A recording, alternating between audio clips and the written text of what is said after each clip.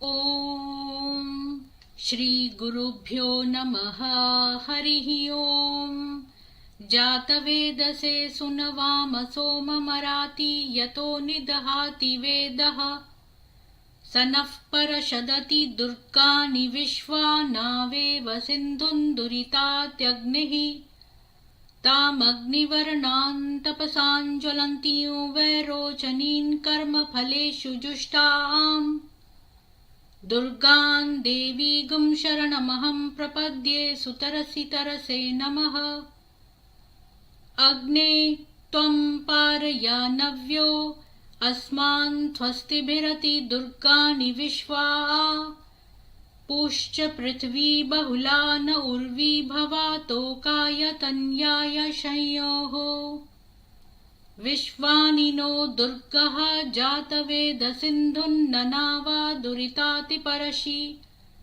अग्ने अत्रिवन्मनसा गृणानोऽस्माकं बोध्यविता तनूनाम्। पृतनाजितगुं सहमानमुग्रमग्निगुं हुवेमा परमात् सदस्थात्। स नः परषदति दुर्गानि विश्वा क्षामद्देवो अतिदुरितात्यग्निः। प्रत्नोषि कमीड्यो अध्वरेषु सनाच्च होता नव्यश्च सत्सि। स्वाञ्चा अग्ने तनुवं पिप्रयस्वास्मभ्यं च सौभगमायजस्व। गोभिर्जुष्टमयुजो निषिक्तन्तवेन्द्र विष्णोरनुसञ्चरेमा। नाकस्य पृष्ठमभि संवसानो वैष्णवीर्लोक इहामादयन्ताम्। कात्यायनाय विद्महे कन्याकुमारी धीमहि तन्नो दुर्गिः प्रचोदयात्।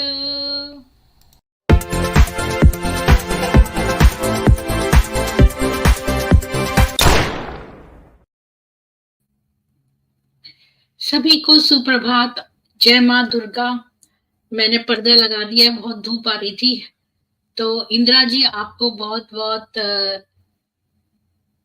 शुभकामनाएं नवरात्रि की। और कल आपका प्रोग्राम बहुत अच्छा था, आपने बहुत अच्छा भजन गाया। और मैंने बस आपको ये कहा था कि मेरे पास भजन है, आप चाहें तो चला सकते हैं। पर आपने सोचा शायद मैंने कहा है कि 2 चला दें। खैर, तो मैंने इसलिए रखा है जब कभी को बिल्कुल क्वाइट हो या फिर आपको 1 मिनट के लिए कहीं जाना हो तो आप भजन उस समय कोई भी लगा सकते हैं। ये जैसे म्यूजिक चलता है ना, ये उसके लिए। तो आज जो तारा मैकआर्थर जी हैं, उन्होंने मुझे तीसरी किताब भी अपनी भेज दी, जिसमें और उनकी बीवियों का ये जो 19 वाइव्स हैं, इनका हम एक एक करके पूरा हमने असेसमेंट किया है। वो जो किताब हम पढ़ रहे थे डॉक्टर शर्लिन की, जो साइकाइट्रिस्ट है, वो खत्म हो चुकी है।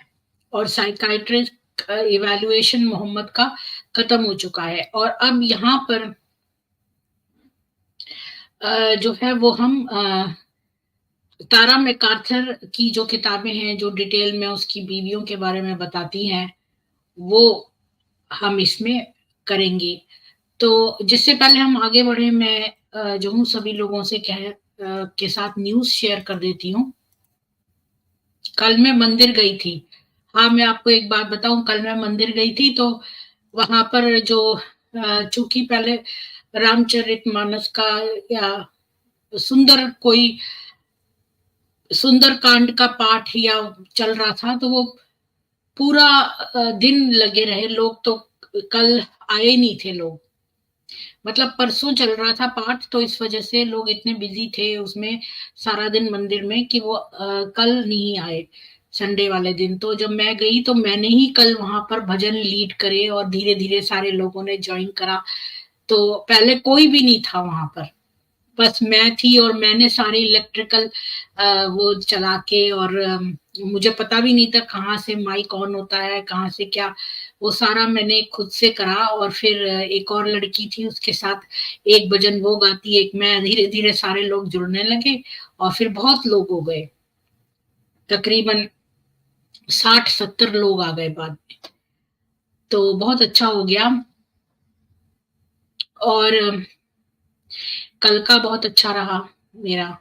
कल मैं मौके से पहुंच गई तो मैंने सब कुछ करा, और इसके बाद सारे, हाँ, अब मैं मलकीत पिशाच की जगह, ये नाम जो है ना उन्होंने दिया था, सुवेद जी ने, और इनकी एक किताब है उसमें लिखा है कि टट्टी के कीड़े पाक होते हैं।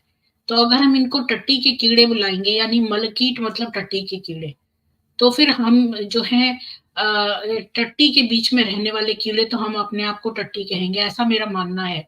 तो नर पिशाच ही सही है इनके लिए, कि जो ये, क्योंकि अभी ये नर के रूप में घूम रहे हैं, तो ये नर पिशाच है। मैंने ठीक ही बोला था। सुवेद जी कह रहे थे कि नर मत लगाओ, मलकीट लगाओ, पर अब मैंने दोबारा से सोचा, मैंने इनको ठीक नाम दिया था, नर पिशाच, क्योंकि अभी ये नर के रूप में पिशाच घूम रहे हैं। तो मैं आप लोगों के साथ जो है आज की न्यूज शेयर करती हूँ। टाइम पास है, लिव इन रिलेशनशिप। परिवार की मर्जी के खिलाफ सोहिल के साथ भागी थी हिंदू लड़की, याचिका पर इलाहाबाद हाई कोर्ट ने सुरक्षा देने से किया इनकार। अगली खबर है, मुस्लिमों को कैसा लगेगा? राम मंदिर जैसा दुर्गा पूजा पंडाल देख दशानन की तरह जला द वायर। वामपंथी प्रलाप के बाद आर्थिक बहिष्कार की मांग।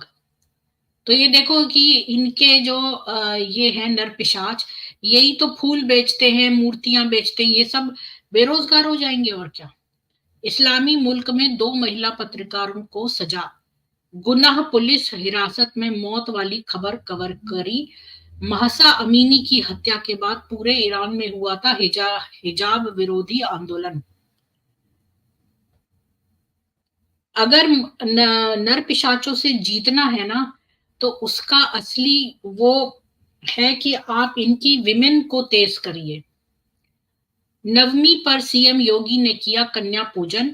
गोरखनाथ मंदिर में पखारे कन्याओं के पांव। दुर्गा पूजा को बताया मातृ शक्ति के सशक्तिकरण और सम्मान का पर्व।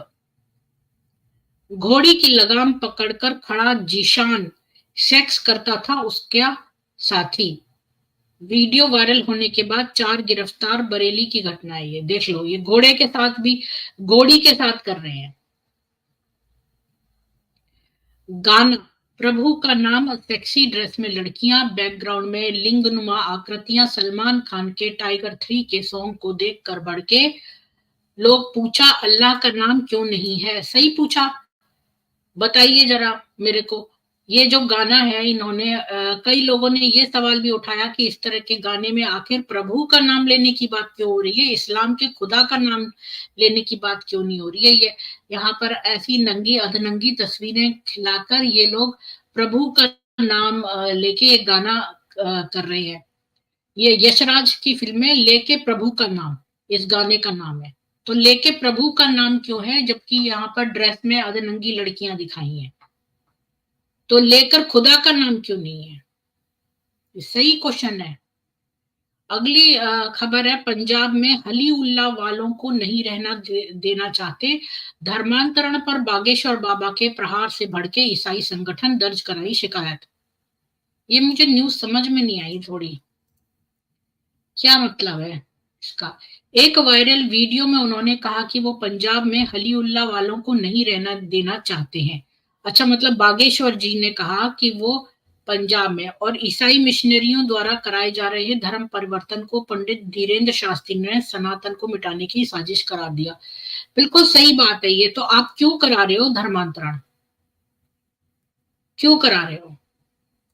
जिसको, सबको पता है कि चर्च कहाँ पे, अगर किसी को इंटरेस्ट होगा अपने आप चले जाएंगे। बस एक ट्वीट दिखा दो जिसमें तुमने भारत या भारतीय संस्कृति की प्रशंसा की। आरफ खानम की इस्लामी गिल्ली, विदेशी क्रिकेटर ने उड़ाई। शहजादी का होना था निकाह, बाल बच्चेदार अजहरुद्दीन ने होटल में बुलाकर मार डाला। घर वालों को कॉल कर लाश ले जाने को कहा। इन लोगों की ये इतनी ज्यादा बोल्ड हो गए हैं, ये खुलेआम जो है अपराध करते हैं। और इसके बाद देखो, छुपने की भी कोशिश नहीं की, घर वालों को कॉल करके बोल रहा है लाश ले जाओ। तो ये ऐसे ही नहीं उछल रहे हैं, इनके पास कोई पावर है छुपी हुई। और मैं भी एक बात और बताऊंगी, ऑपरेशन अजय के तहत अब तक 6 उड़ान, 1300 प्लस भारतीय लौट चुके हैं स्वदेश। नेपाल के भी लोगों को ला रही है मोदी सरकार। इसराइल हमास युद्ध के बीच भारत ने शुरू की 3.5 लाख करोड़ की IMEEC परियोजना। फुजेरा से हाइफा तक होगा माल ट्रांसपोर्ट इन देशों को। मैच छोड़ दिया लेकिन बेईमानी के आगे सरेंडर नहीं किया। जब बिशन सिंह बेदी ने वापस बुला लिए अपने दोनों बल्लेबाज, भारत के पूर्व क्रिकेट कप्तान का निधन। शशि थरूर के लिए बच्ची जैसी है महुआ मोइत्रा। कांग्रेस संसद ने कहा वो मेरे से 20 साल छोटी, फोटो सीक्रेट मीटिंग की नहीं। बच्चों की देह पर टैटू गुदवा रहे फिलिस्तीनी ताकि मरने के बाद पहचान सके। इस्लाम में हराम है ये, हदीसों में भी आदेश है। तो ये क्यों अल्लाह के बनाए शरीर को बदलना गलत है, तब भी ये बच्चों के, फिलिस्तीनी बच्चों के शरीर पर टैटू बनवा रहे हैं ताकि पहचान में आ जाए। प्रोटीन नहीं मिल रहा इसलिए नहीं मार पा रहे छक्के।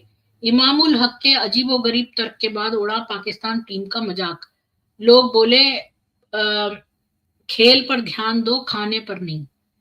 मध्य प्रदेश की 22 सीटों पर मुस्लिम निर्णायक, इनके ही सहारे नैया पार लगाने की जुगत में कांग्रेस 2018 में इनके साथ से ही आगे बढ़ी थी।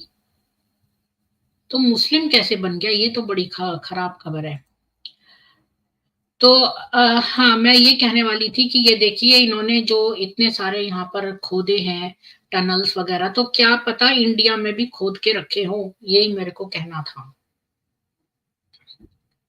जी बिल्कुल सही बोला आपने। वो था ही नहीं एक्चुअली में, इमेजिनरी नाम है ये इमेजिनरी है ये तो एक क्रिएटेड था जो मोहम्मद के सेक्सुअल डिजायर्स को पूरा करने वाला कोई ना कोई रखना था मोहम्मद को। खुद को अल्लाह नहीं बता सकता था, नहीं तो लोग बोलते कि ये अल्लाह कैसा है जिसके दांत टूट गए, जिसकी चोटें लग गई, जिसको खड़ा नहीं होता। तो इसलिए उसने एक अल्लाह फिक्टिशियस बनाया अपनी सेक्सुअल डिजायर्स पूरा करने की। अल्लाह जब हो तब तो कुत्ता हो ना, अल्लाह है ही नहीं, कोई अल्लाह है नहीं।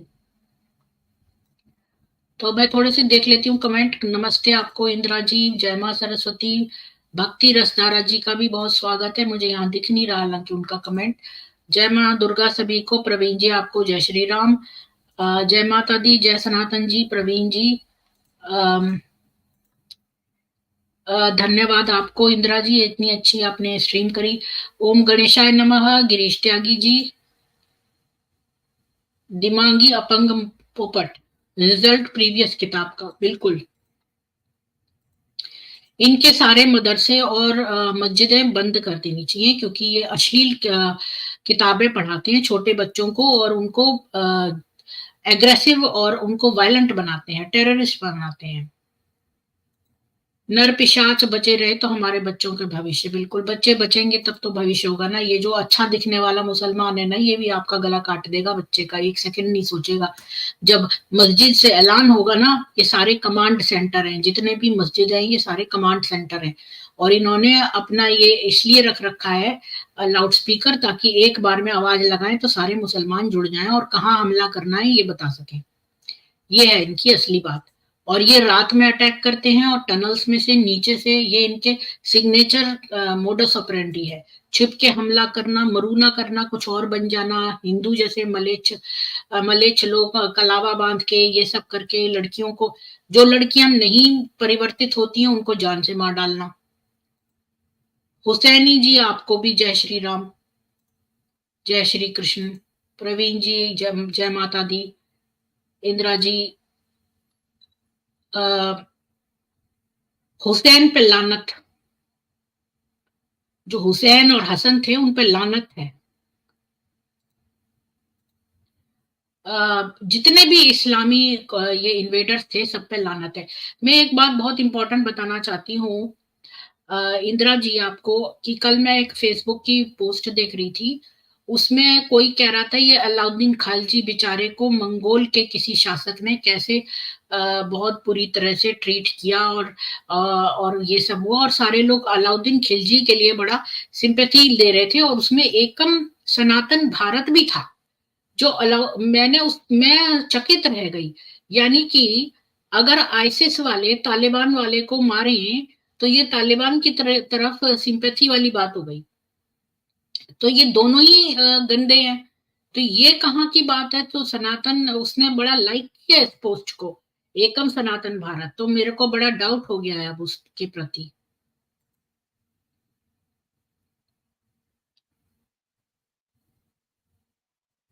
धीरेन्द्र शास्त्री जी की जय हो। शास्त्री जी को माता सुरक्षित रखें। धीरेन्द्र शास्त्री जी सही बोलते हैं, और हुसैन पे लानत है, वो नरक में है। पर उसको कम सजा मिलेगी, मोहम्मद को ज्यादा। उसका तो पकौड़ा फ्राई हो रहा है। जितनी बार एक मुसलमान यहाँ पर जिहाद करता है, उतनी बार मोहम्मद को खौलते तेल में डाल देते हैं।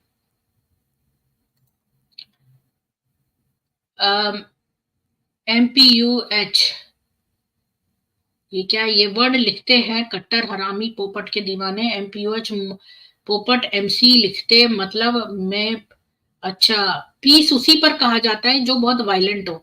जैसे हम किसी को बोलते हैं जो बड़ा एग्रेसिव होता है, उसको बराबर बोलते हैं शांत हो जा, शांत हो जा, शांत हो जा। तो शांति भी अपॉन हिम किस पे बोला जाता है? जो बहुत एग्रेसिव होता है। जो ऑलरेडी शांत है उसको थोड़ी ना कोई बोलेगा। तो may peace be upon him सही लिखा है, क्योंकि वो इतना ज्यादा वायलेंट था कि बार बार लोगों को कहना पड़ता था may peace be upon him. क्योंकि जो अगर वो कोई शांत व्यक्ति होता है, हम उसको थोड़ी ना बोलते हैं तू शांत हो जा। तो ऑब्वियसली इससे ये लोग इतने मूर्ख हैं, इनको इसका मतलब ही नहीं पता। इसलिए ये चीज ठीक लिखी है, may peace be upon him. ये काफी कोशिश करते थे कि उसके ऊपर पीस आ जाए, लेकिन उसके अंदर पीस नहीं आई मरते दम तक। नहीं, वो भी पाक है कुत्ते की टट्टी। जब सत्ता परिवर्तन हो ही नहीं सकता। अब तुम लोग जो है हमारे कल की अवतार आएंगे, और इस्लाम तो वैसे भी खत्म हो रहा है। अगर आप गूगल करके देख लो, इस्लाम तो खत्म हो रहा है सारा, क्योंकि लोगों के अंदर जान आ रहा है। ये किसी ने मुसलमानों के साथ एक साजिश करी है। और नहीं तो ऐसा कुटिल और बददिमाग मोहम्मद नाम का आदमी, जो इतने सारे मुसलमानों को अपने पीछे फॉलो करा के नरक में ले जा रहा है, तो ये मुसलमानों के प्रति बड़ी तादाद में जो है साजिश करी गई है, षड्यंत्र कर रहा है। और इस बदमाश मोहम्मद ने की ये है कि ये अपने साथ साथ इतने सारे मुसलमानों को, जो अभी नर के रूप में पैदा हुए हैं, यानी वो रजोगुण में स्थित हैं, उनको तमस के अंदर और नरकों में ले जा रहा है। इसलिए इनकी दशा जो है वो बहुत ही शोचनीय है। और मैं तो ये कहूंगी कि ये सनातनी थे पहले, तो इनको सनातन में, अभी देखिए जितने भी हिंदू हैं ये बहुत वीर कौम है, क्योंकि यही बच पाए, वही हिंदू रह गए। जो जो डरपोक थे या गरीब थे, वही तो इस्लाम में कन्वर्ट हो गए। क्योंकि जो जजिया नहीं दे पाए, जो जजिया लिया जाता था ताकि वो गरीब से ज्यादा लिया जाता था, ताकि वो गरीबी में तंग आ जाए, मृत्यु के डर से जो है इस्लाम में बदल ले। तो ये सब तरीके जो इन्होंने अपनाए, ये राक्षसी, राक्षस भी शर्मा जाए ऐसे तरीके अपनाए इन्होंने धर्मांतरण कराने के। तो जो कायर और निर्बल और निर्धन थे, वही तो इस्लाम में परिवर्तित हुए। और जो हिंदू बचे हैं वो वीर माता की औलाद है, वो वीर हैं, वो मर गए। क्योंकि हमारा जन्म तो बार बार होता है, जब तक कि हमें मोक्ष न मिल जाए, तो हमें कोई डर ही नहीं लगता मरने से। और ईश्वर, अगर मैं आपको कोई गिफ्ट दूं और आप कहो नहीं नहीं नहीं नहीं ये गिफ्ट नहीं, हम तो मरने के बाद गिफ्ट लेंगे, तो ईश्वर ने हमको जो ये दिया है जन्म, ये एक गिफ्ट है ईश्वर की तरफ से। और इससे हमें अच्छी तरह से लीड करना है, बिना दूसरों को सताए हुए। और धर्म कौन सा कोई माने, ये उसकी पर्सनल चॉइस है। आप किसी को जबरदस्ती नहीं कर सकते। और ना, अगर आप झूठ बोलते हैं, चाहे वो किसी भी वजह के लिए बोला गया हो, और धोखा देते हैं, तो आप नरक में ही जाएंगे। और मोहम्मद का पकोड़ा तो बन ही रहा है।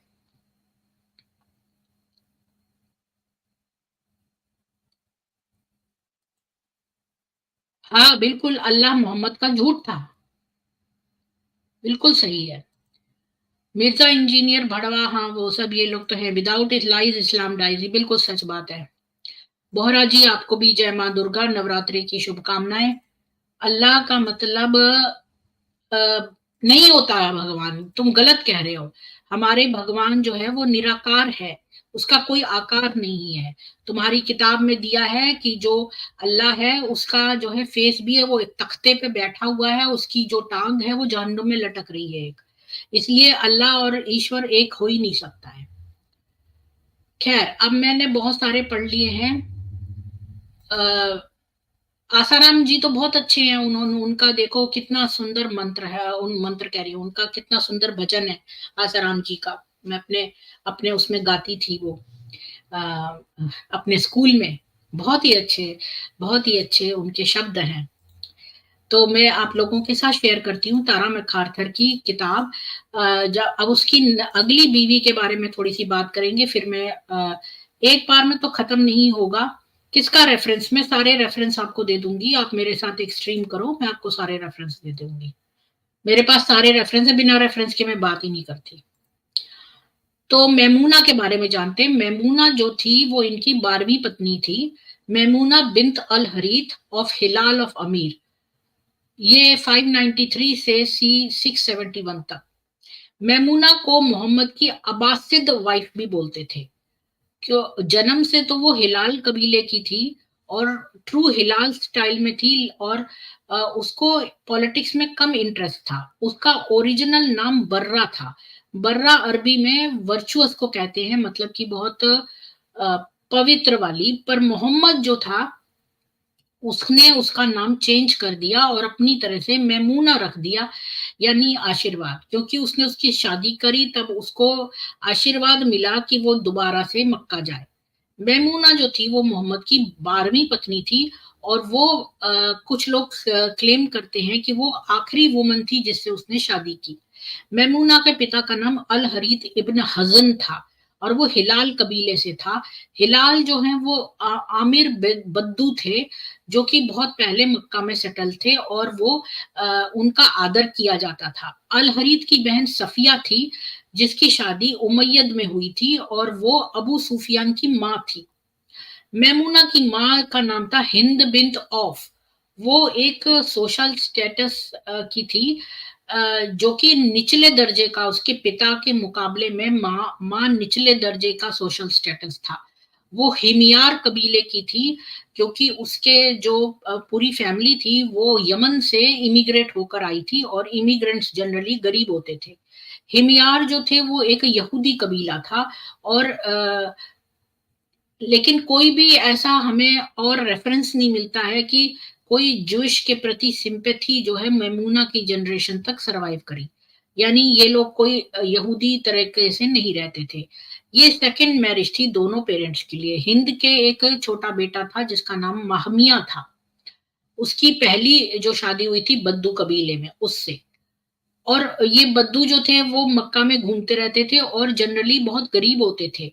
अल हरीत की जो पहली बीवी थी उसका नाम फाकीता था। वो थकीफ कबीले की थी ताइफ के।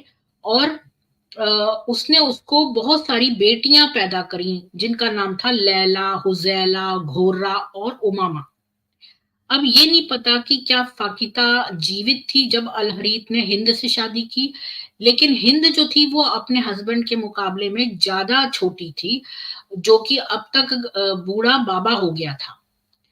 पहले मैं ये किताब आपको दिखा के नहीं बोलती थी, क्योंकि जो है उस समय लिख ही जा रही थी, तारा जी लिख रही थी इस किताब को, तो मैं उनकी किताब पहले से नहीं दिखाना चाहती थी। लेकिन अब उन्होंने मुझे ये जो तीसरी किताब दी है ये पूरी तरह लिखी जा चुकी है, इसलिए मैं इसको दिखा के बता रही हूँ।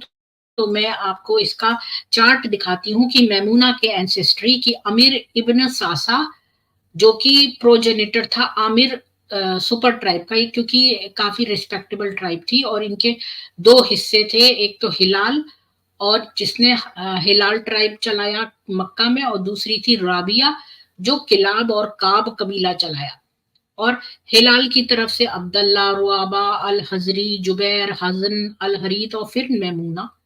और दूसरा बेटा था इसका अब्द मनाफ, उससे अमरू, अब्दुल्ला, अल हरीत, खुजैमा और जैनब। अब मैमूना का बचपन देखते हैं 593 से 606 तक। मैमूना का डेट ऑफ बर्थ डिस्प्यूटेड है, पर वो शायद 593 के अराउंड उसका जन्म हुआ था। उसकी एक फुल सिस्टर का नाम था लुबाबा, जिससे वो करीब थी। उसके दो और भाई थे, कतन और अल सईब, पर ये नहीं पता कि क्या उनकी अल हरीत की कौन सी बीवियों जो थी वो उनकी माएँ थी। मैमूना का पिता मर गया जब वो छोटी थी। उसकी माँ ने फिर से शादी कर ली उमैस से, जो कि कत्थाम ट्राइब का था, और खाथाम ट्राइब का था। और ये एक और बद्दू था जो कि सेटल लाइफ लीड करना चाहता था, क्योंकि ये लोग जरा खाना बदोश होते थे, एक जगह से दूसरी जगह घूमते थे। मैमूना के जो भाई बहन थे इसमें जो इस शादी से थे वो थे अस्मा, सलमा और एओन। अब ये भी एक और चार्ट है, इसको मैं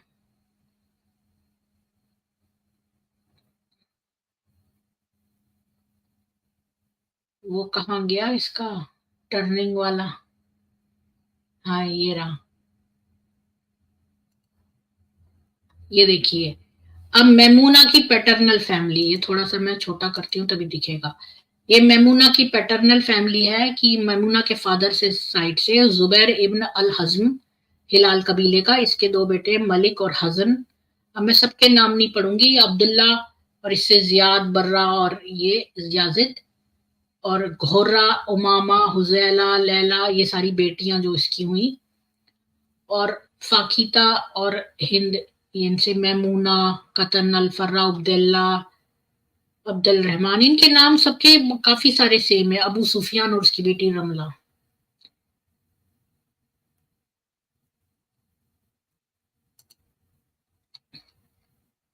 हिंद जो थी वो, अब मैं इसको दोबारा बड़ा कर देती हूँ। हिंद जो थी वो अपने बच्चों के लिए बड़ी एम्बिशियस थी।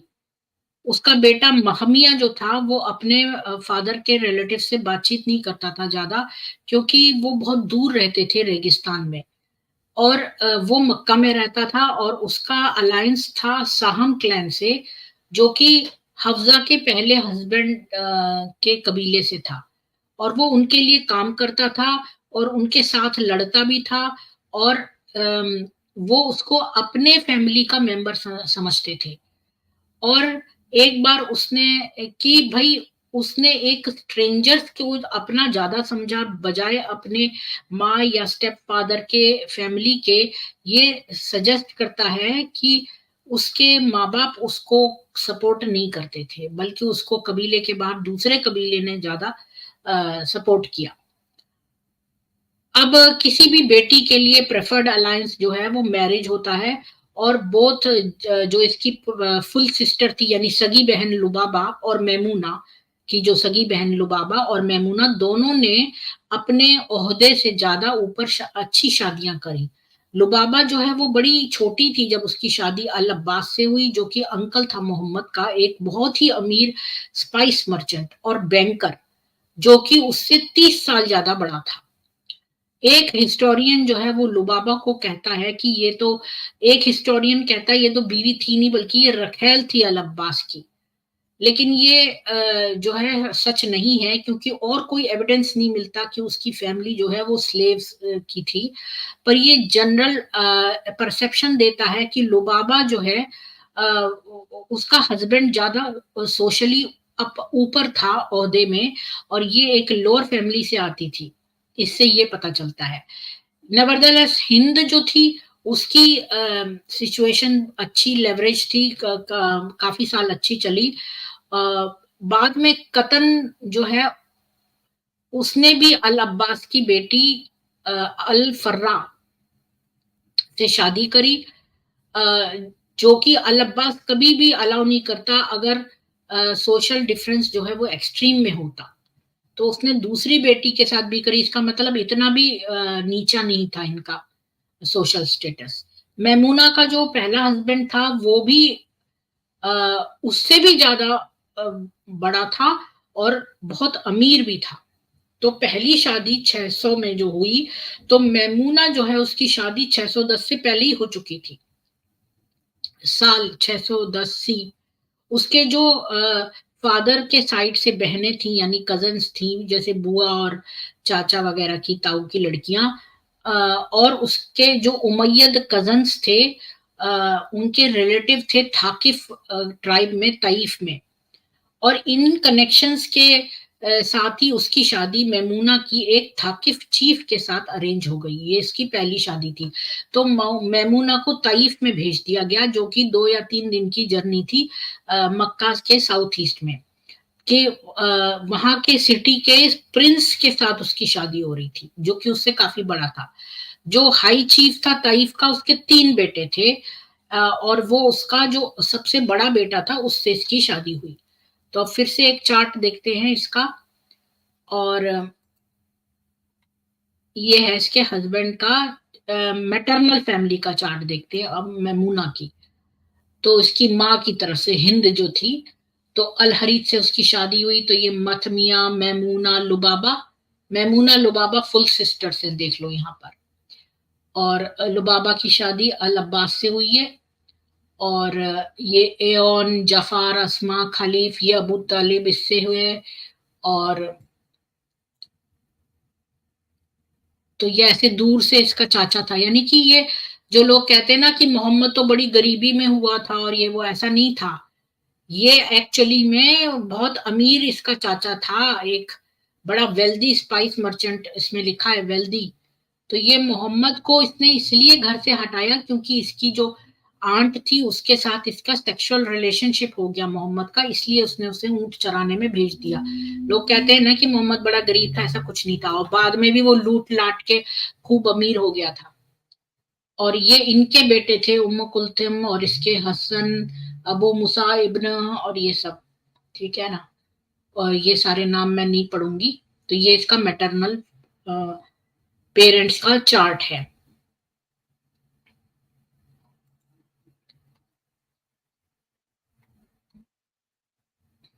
मासूद इब्न अमरू जो था, उसने एग्री कर लिया कि वो मैमूना को ले लेगा। मसूद की पहले से 2 बीवियां थी, जिनके की बड़े बड़े बच्चे थे। तो ये जो चीफ था, जो कि बहुत ही अधेड़ उम्र का था, वो एक मिडिल क्लास टीनेजर जैसे मैमूना जैसी लड़की के साथ क्यों शादी करना चाहता था। क्वेश्चन ये है कि क्यों ये आदमी जो है एक मिडिल एज में आकर, ये जो चीफ था इतना अमीर, ये मिडिल एज में आके इसके बड़े बड़े बच्चे हैं, तो ये एक मिडिल क्लास की टीनेजर ममूना के साथ क्यों शादी करना चाहता था। तो उसको तो कोई पॉलिटिकल गेन नहीं हो रहा था, ना तो वो बड़ी अमीर थी कि इकोनॉमिक गेन हो रहा था, और उसके तो ऑलरेडी बेटे भी थे। तो जिसकी बहुत बेटियां हो तो सोचा भी जा सकता है बेटे लेने के लिए, पर ऐसा भी नहीं था, उसके तो पहले से ही बेटे थे। तो वो उसको तो जानता भी नहीं था बहुत अच्छी तरह। तो उनका ऐसा भी बड़ा अनकॉमन है कि उसके जैसे लोग कहते हैं ना भाई, हस्बैंड वाइफ में बहुत कुछ कॉमन है, दोनों के इंटरेस्ट एक जैसे, इसलिए शादी हो गई। तो जब वो उसको जानता ही नहीं था, तो उनकी हॉबीज कॉमन होने का भी कोई सवाल नहीं उठता। तो ये बड़ा सस्पिशियस लगता है कि मैमूना का प्रैक्टिकल स्टेटस उसकी फैमिली में, वो जो है एक रखेल की तरह था, क्योंकि वो डिपेंडेंट था बिल्कुल एंटायरली उनकी उसकी यूथ और ब्यूटी पर।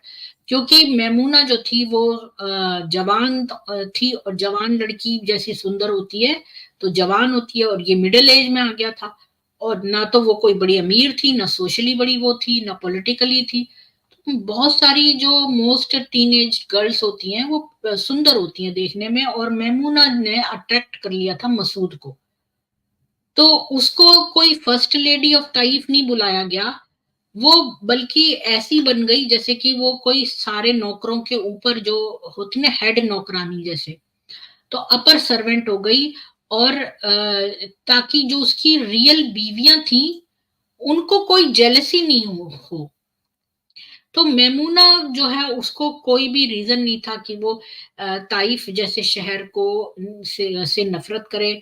तो उसमें चारों तरफ वॉल लगी हुई थी, तो ताकि लोग जो इन्वेडर्स हैं वो उस पर अटैक न कर सके। और वो गर्म भी था, वहां हवाएं भी चलती थी, उसमें पानी भी था, और उसके चारों तरफ हरियाली थी, कॉर्न के मक्के के खेत थे। और जो उस वो थे अंगूरों के विनियर्ड थे और ऑर्चर्ड्स वगैरह थे, और वहां का शहद भी बड़ा अच्छा था। और मक्का में तो फूल नहीं थे, पर यहाँ पर फूल भी थे, और ये लोग एक्सपोर्ट भी करते थे गेहूं, वाइन, टिम्बर और बहुत तरह का फ्रूट। तो इस फर्टिलिटी की वजह से, क्योंकि वहां पर इतना फर्टाइल था, इस वजह से ताइफ जो है वो प्रिंसिपल श्राइन हो गया अर्थ मदर गॉडेस का। और अल्लात, आपको पता होगा कि अल्लाह की 3 बेटियां थी, जिसको कि अरब में बहुत पहले से ही पूजा जा रहा था, और जो अर्थ मदर गॉडेस थी वो अल्लात थी। और बहुत दूर दूर से पिलग्रिम्स आते थे। जो पिलग्रिम्स होते हैं ना, जो रिलीजियस यात्रा करते हैं, तो वो अरब आते थे, कुरैश मिलाकर वो सारे क्यूबिक रॉक को, उसके उसका अल्लात का देवी का मंदिर था, उसमें एक रॉक थी, उसकी पूजा करते थे। और मसूद का जो पूरा कबीला था वो वहां की श्राइन को कंट्रोल करता था। तो थाकीफ जो थे, ये जो कबीला था जो ताइफ का, इसका नाम थकीफ कबीला था, ये जिसका कि ये मसूद और था, ये बड़े फेमस थे अपने इंटेलिजेंस के लिए, यानी ये लोग बड़े बुद्धिमान समझे जाते थे।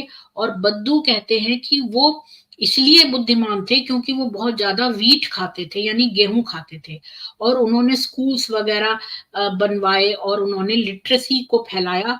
और ये लोग डिप्लोमेट्स भी होते थे और पोएट्स भी होते थे। लेकिन मैमूना जो थी वो एक एवरेज एबिलिटी की लड़की थी, जो कि बहुत चालाक वगैरह तरह से नहीं बात कर सकती थी, और पर वो बड़ी डिवोटेड थी अल्लाह देवी के लिए। और उसकी फैमिली की डाइटी जो थी वो खालसा था, खालसा थी। मतलब अल्लाह को तो यहाँ पे पूछते थे, क्योंकि इसके ससुराल वाले अल्लाह को पूछते थे, लेकिन उसकी अपनी फैमिली की डाइटी खलासा थी। और वो उसका शायद मंदिर जो है वो यमन के बॉर्डर्स पे था, और वो उसके घर से बहुत दूर था, और उसकी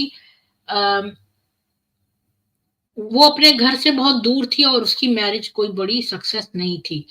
ये ऑब्वियस रीजंस थे जिसकी वजह से उसका अपनी सौतनों के साथ क्लैश था।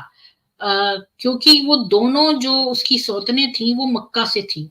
सुबह जो थी वो एक पर्सन ऑफ कॉन्सिक्वेंस थी, क्योंकि वो ग्रैंड आंट थी। अभी एक और चार्ट देखेंगे। ये है ओकादा इब्न घियारा, ये है मैमूना के पहले और सेकंड हस्बैंड।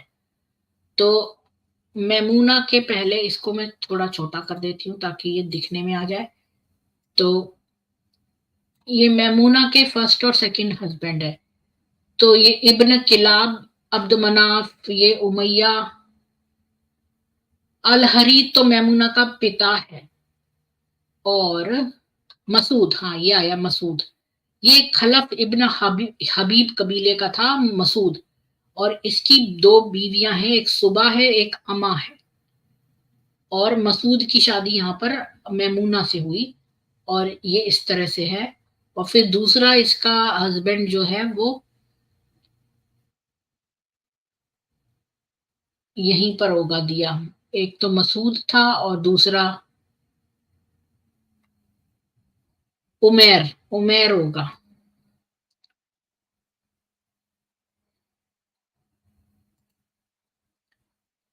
तो क्योंकि वो ग्रैंड आंट थी अबू सुफियान की, और उसका बेटे ने शादी कर ली थी अबू सुफियान की बेटी से। है, ये क्या चक्कर है। अभी ये सुबह के बारे में बता रहे हैं, जो मसूद की दूसरी बीवी थी, वो एक पर्सन ऑफ कॉन्सिक्वेंस थी, क्योंकि वो ग्रैंड आंट थी, मतलब कि वो नानी मौसी या जो भी कह लो, वो थी उसकी, अबू सुफियान की। और उसके बेटे ने अबू सुफियान की बेटी से शादी कर ली थी।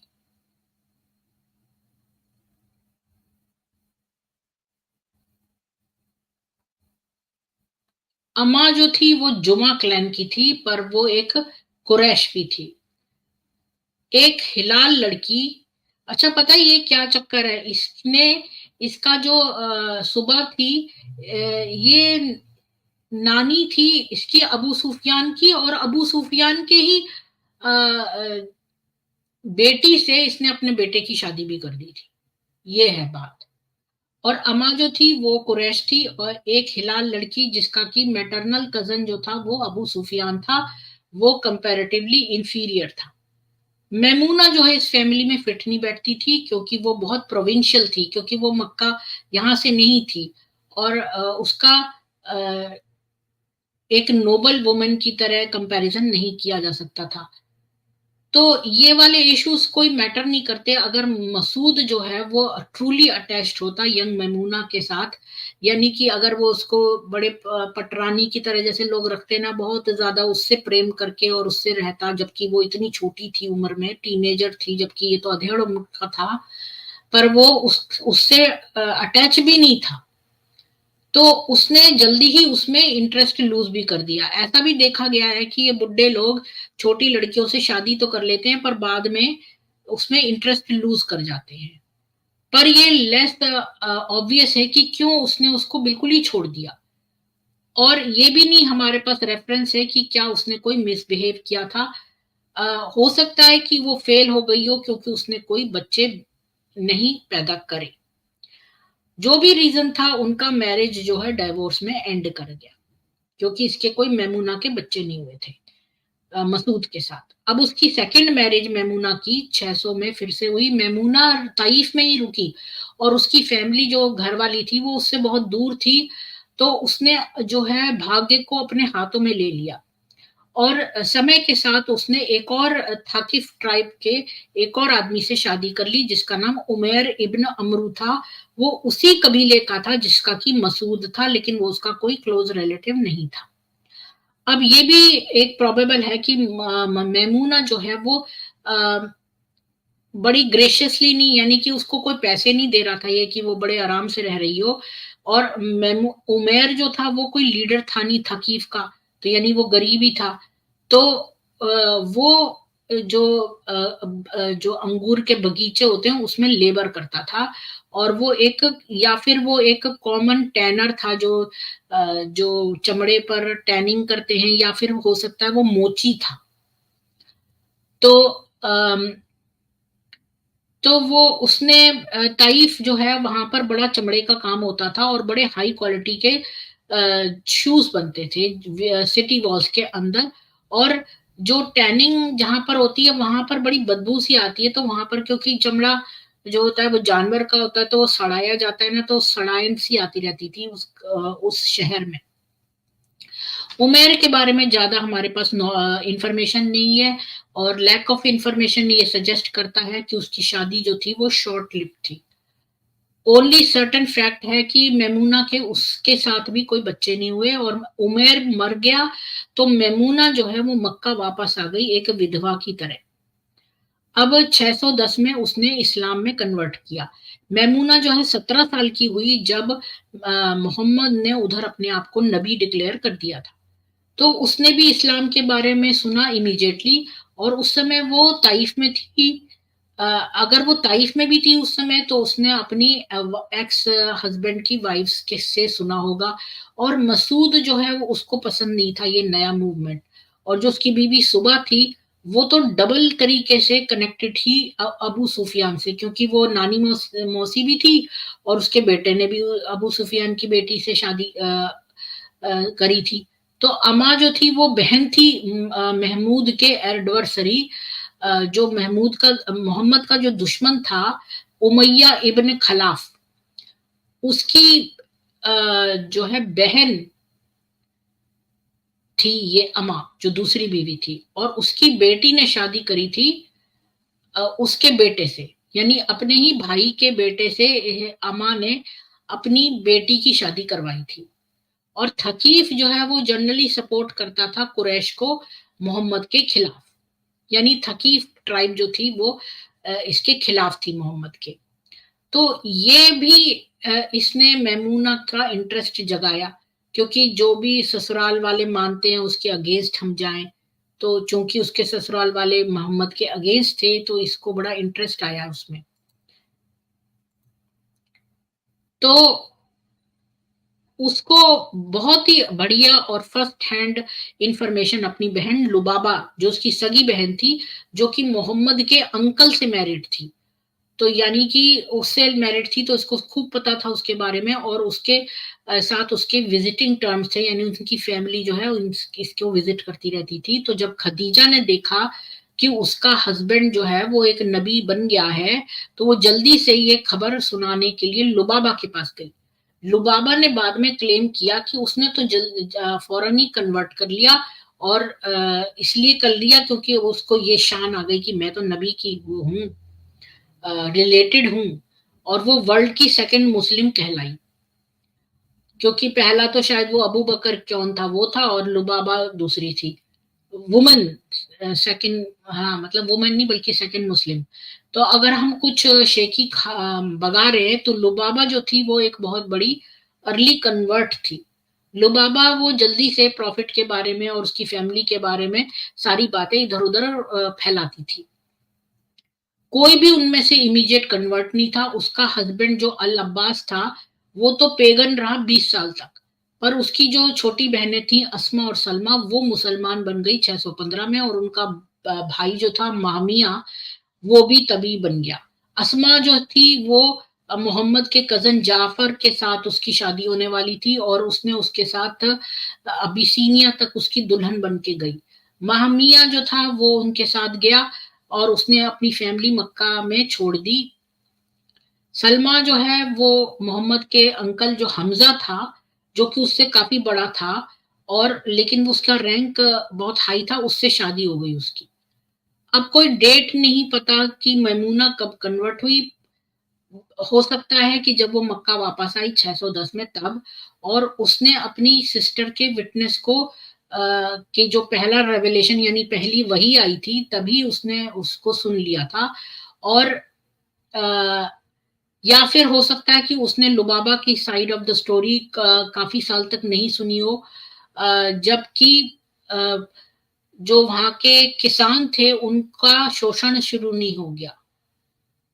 और ये भी पॉसिबल है कि जो है उसने अपने आप को कमिट तब तक नहीं किया जब तक कि मोहम्मद जो है वो मदीना नहीं भाग गया 622 तक, क्योंकि हमारे पास कन्वर्जन की कोई डेट नहीं है। लेकिन उसको काफी कुछ पता था इस्लाम का, और उसको अंदर के लोगों से काफी सिंपैथी थी, यानी इस इस्लामी लोगों से उसको काफी सिंपैथी थी। अब मैमूना की तीसरी मैरिज कब हुई? 610 और 628 के बीच में। पर शायद वो कन्वर्टेड थी या नहीं, लेकिन मैमूना ने इस्लाम में मैरिज नहीं करी। उसका अगला हस्बैंड जो था वो था अबू रूम इब्न अब्दुल्लोजा। वो एक पेगन था, यानी कि वो काफिर था। आमिर इब्न लुई, वही कबीला जैसा कि सौदा जहां की थी। और ये भी कभी भी नहीं बताया गया कि ये शादी जो है बिफोर इस्लाम थी, और हो सकता है ये 610 के बाद हुई हो। अबू रूम जो था वो मैमूना से काफी बड़ा था, और उसकी भी शादी पहले हो चुकी थी, और ये हमारे पास इंफॉर्मेशन नहीं है कि उसकी पहली वाइफ मरी हुई थी या जीवित थी।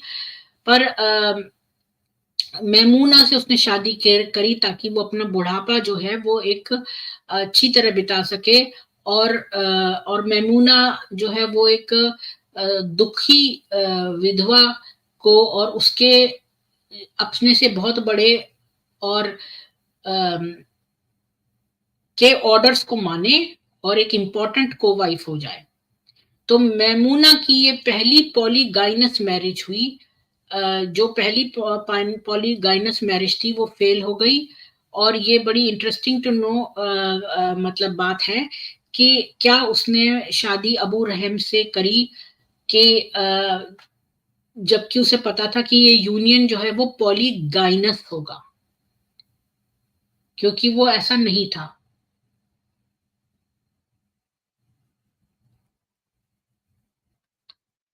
अब ये क्वेश्चन ज्यादा इंटरेस्टिंग इसलिए भी है कि मैमूना जो है वो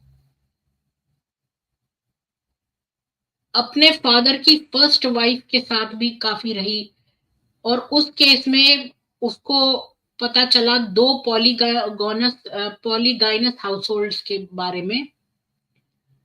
मतलब जहां पर बहुत सारी विमेन है, मतलब ऐसा घर जहां पर बहुत सारी विमेन है। और अबू रुहम जो है वो उसका तीसरा था। मतलब ये कहने की कोशिश कर रही है तारा जी कि ये नहीं पता कि मैमूना को पता था कि वो बीवी, क्योंकि हमें पता नहीं है कि वो जो तीसरा हस्बैंड था वो उसकी बीवी जीवित थी कि मर गई थी, कि इसको पता था कि ऐसे घर में जा रही है जहां पर और भी बीवियां हैं।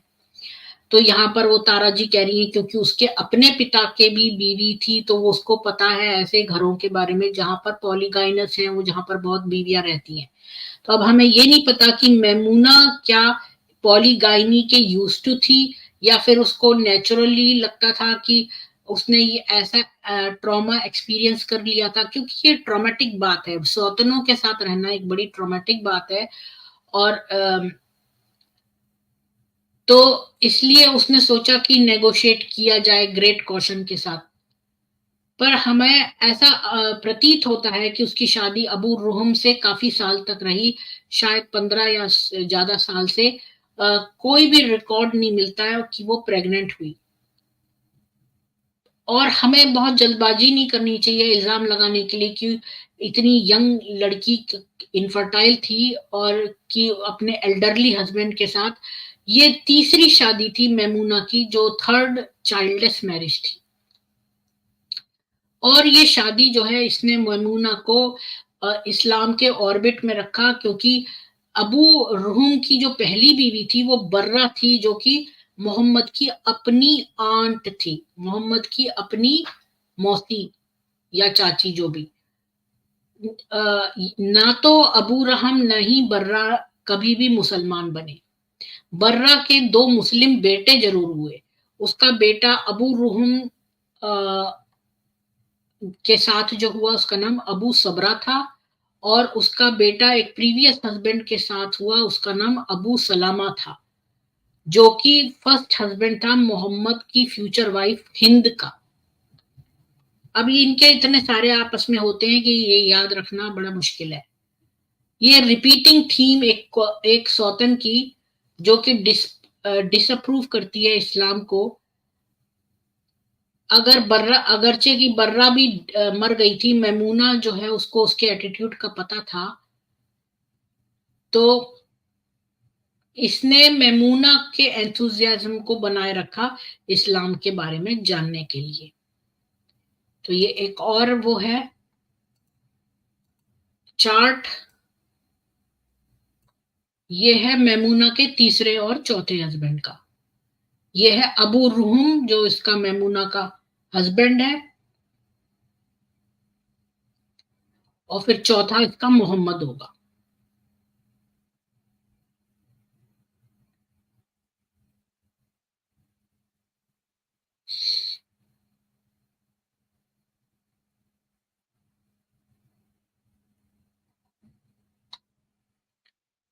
तो मैं इसका सारा पढ़ नहीं रही हूँ।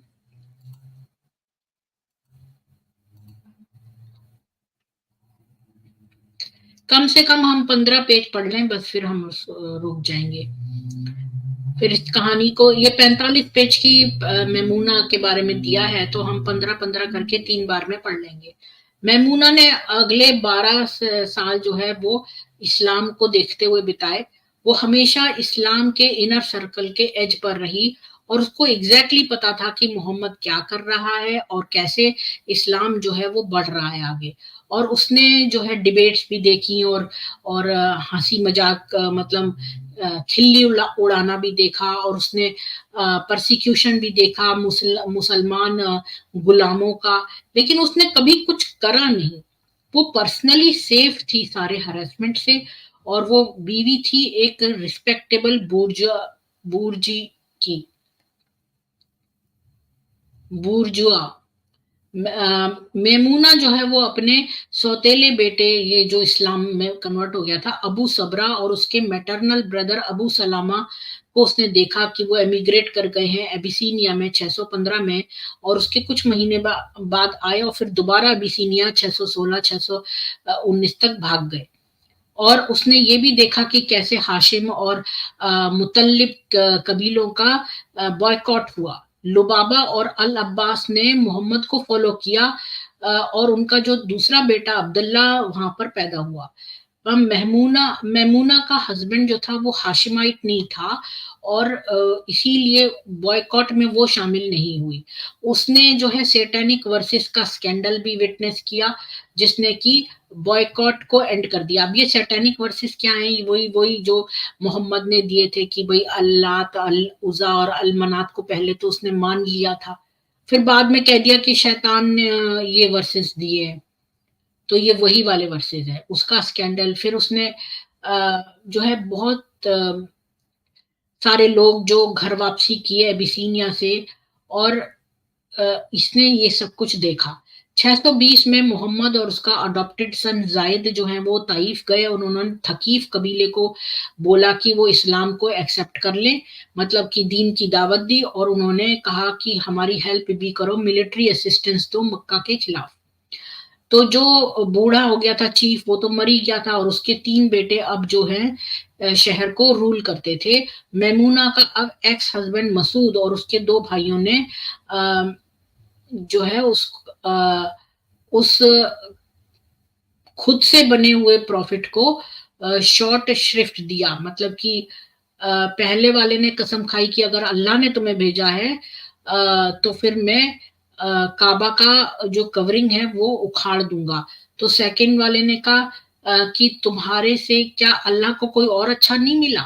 तीसरे वाले ने उसका लॉजिक खत्म करके कहा कि हम तुमसे कभी भी और दोबारा बात न करें, अगर तुम अल्लाह के रसूल हो जैसा कि तुम कहते हो तो तुम हमारे साथ, तुम तो इतनी ज्यादा इंपॉर्टेंट हो कि हम तुमसे क्या बात करें, और अगर तुम अल्लाह के खिलाफ झूठ बोल रहे हो तब भी ये गलत होगा कि हम तुम्हारे साथ बात करें। तो ये सारा जो है बातचीत जो है पब्लिश करी गई, जो डिटेल्स इस कन्वर्सेशन के हैं। और जो सिटी के लोग हैं उन्होंने मोहम्मद और जायद को अपने टाउन से बाहर फिकवा दिया। तो जब मुसलमान एमिग्रेट करे मदीना में 622 में, तो मेमूना और लुबाबा ने वहां पर उनको ज्वाइन नहीं किया। थोड़े से मुसलमान जो मक्का में रह गए थे 622 के बाद वो थे जो अपने भाग को कंट्रोल नहीं कर सकते थे, जैसे कि मैरिड विमेन थी, क्योंकि विमेन को तो वही फॉलो करना है जो हस्बैंड्स करते हैं। तो अगर उनके हस्बैंड काफिर थे तो वो नहीं जा सकती थी। स्लेव्स जो थे और जो यंग पीपल थे जिनके जो कि कन्वर्ट तो हो गए थे लेकिन उनके माँ बाप उनको अपने साथ रखते थे और वो अपने घर में कैद थे, तो ऐसे लोग नहीं गए थे। बाकी सारे उनको मोहम्मद ने खूब डरा डरा के मदीना अपने पास बुला लिया था। लेकिन जैसे जैसे मोहम्मद जो है वो पावरफुल होता गया मदीना में, तो और भी बहुत सारे काफिर जो थे उनके पास रीजंस हो गए उसको ज्वाइन करने के लिए। मैमूना की जो पिता की तरफ से बहनें थी लैला और हुजैला, वो मुसलमान हो गई इस दौरान। और उसकी डेट कन्वर्जन की हालांकि नहीं पता। उसकी जो किन्स विमेन थी जो उसके कभी और जो उसकी रिलेशन में विमेन थी जैसे जैनब बिन्त खुजैमा, जिसने उसने तो एक्चुअली शादी ही कर ली मोहम्मद से। और 627 में मैमूना का जो मैटरनल ब्रदर था महमिया, वो उसने एबिसीनिया से भागकर फिर वापस मदीना आ गया जहां पर उसको खजांची जो है डिक्लेयर कर दिया। और 628 में उसका जो एक भतीजा है खालिद, उसने सोचा कि वो मदीना से बाहर चला जाए। तो अब रास्ता साफ हो गया था। उसने कहा कि ये आदमी तो सचमुच में एक नबी है और अल्लाह की कसम मैं तो एक मुसलमान बनूंगा, अब मैं कितना और डिले करूं। तो खालिद जो है वो मुसलमान बन गया। और मोहम्मद ने बाद में खालिद के लिए कहा कि ये एक अल्लाह की अनशीथ सोर्ड है। और क्योंकि उसका जो मिलिट्री करियर है वो पूरा विशेषनेस से था, वो कमांडर बन गया सफल हुई आर्मीज का और बहुत इलस्ट्रियस सैनिकों का, और बहुत बड़े बड़े उसने युद्ध जीते। और ऐसा कहा जाता है कि वो कभी ऐसी आर्मी में नहीं गया जो कि डिफीट हुई, यानी कि चाहे वो इस्लाम के पहले हो या बाद में, यानी कि हमेशा विजयी आर्मीज में रहा वो। और महमूना का हस्बैंड जो अबू रहूम था वो इस 628 में मर गया और 80 साल का था जब वो मरा। अब दूसरी बार विडोहुड जब 628 और 629 में हुई, तो ये जो मैमूना थी ये अब फिर से विधवा हो गई, तो वो अपनी बहन लुबाबा के साथ रहने चली गई और वहां पर कई महीने तक रही। अपने जो ब्रदर इन लॉ अल अब्बास, जिससे कि लुबाबा की शादी हुई हुई थी, उसके घर में कई महीने तक गेस्ट रही। और ये बताता है कि लुबाबा कितनी करीब थी अपने हस्बैंड की भी और अपने बहन की भी, क्योंकि एक वुमन को हमेशा एक मेल गार्जियन चाहिए होता है। और अल अब्बास जो था वो हालांकि रिलेटेड नहीं था मैमूना के साथ, ब्लड के साथ, वो उसके लिए हमेशा मेल गार्जियन की तरह होता था। अल अब्बास जो है वो बहुत कंफर्टेबली, मतलब आराम से रहता था, मतलब आराम से मतलब वो पैसे वाला था, मक्का में रहता था। और वो कभी अपने पड़ोसियों को कभी भी ऑफेंड नहीं करता था, वो बड़ा कॉशियस था। और वो मेन स्ट्रीम ओपिनियंस को कभी चैलेंज भी नहीं करता था। इसी समय जो है उसके बड़े अच्छे रिलेशनशिप हो गए मोहम्मद के साथ, जो कि उससे 3 साल छोटा था और जो कि उसके साथ उसके भाई की तरह जो है पला बड़ा था। और उसने सोचा कि एक आसान सा फ्यूचर हो जाएगा कि पॉलिटिकल स्ट्रगल कौन जीतता है, यानी कि अगर उसका अपना भाई जीत जाए पॉलिटिक्स, तो फिर तो जो है उसकी जो ये जो वाइफ की यानी साली आ गई है उसको, तो फिर वो साली जो थी वो तो मुस्लिम थी। तो फिर अ, तो उसकी, तो मतलब उसको कोई ऑब्जेक्शन नहीं था कि वो अगर इस्लाम में उसकी वाइफ कन्वर्ट हो जाए तो कुरैश जो है उन्होंने मोहम्मद को मक्का से बाहर रखा मार्च 628 में और प्रॉमिस किया कि वही, हाँ वो तो बाहर ही था, लेकिन कुरैश इतने अच्छे थे, शरीफ, उन्होंने कहा कि ये काबा को विजिट कर सकता है। मतलब चूंकि वो एक बड़ी पवित्र यात्रा समझी जाती है, तो उन्होंने अलाउ कर दिया कि वो काबा को विजिट कर सकता है मार्च 629 में।